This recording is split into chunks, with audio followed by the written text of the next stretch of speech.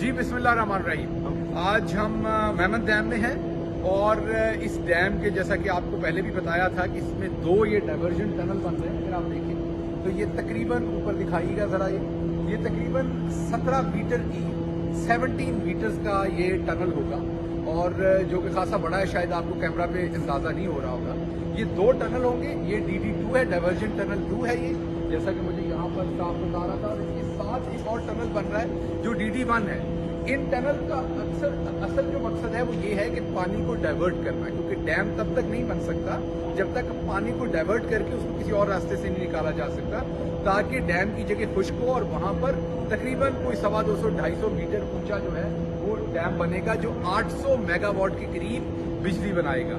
और ये एक ऐसा मंसूबा है जिसको अभी वक्त लगेगा, लेकिन इंटरेस्टिंग बात मेरे लिए ये है आप सबसे शेयर करने की, ये जो दोस्त खड़े हैं इनमें से ज्यादातर दोस्तों ने ईद के दिन भी यहाँ पर काम किया है, क्योंकि इस टनल पे जो काम है अगर वो एक दिन लेट होता है तो तकरीबन 8 से 10 दिन जो है वो ऐड हो जाते हैं ओवरऑल जो हमारा डैम का वर्क है या उसकी जो डेडलाइन है।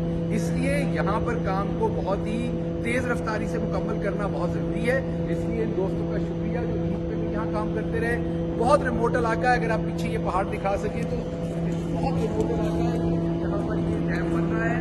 और इंशाल्लाह ये जो दोनों टनल्स हैं अब ये खासी कंप्लीशन के करीब पहुंच गए हैं, लेकिन जैसे ये खत्म होंगे तो पानी इसके अंदर सबसे पहले इसके अंदर छोड़ा जाएगा और जब पानी यहाँ से गुजरना शुरू होगा तो फिर असल डैम की जो जगह है उसके ऊपर काम होना शुरू होगा।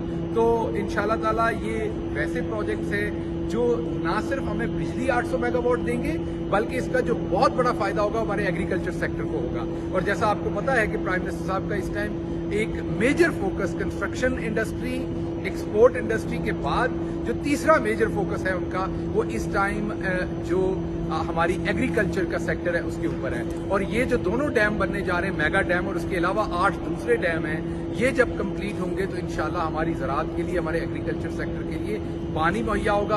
और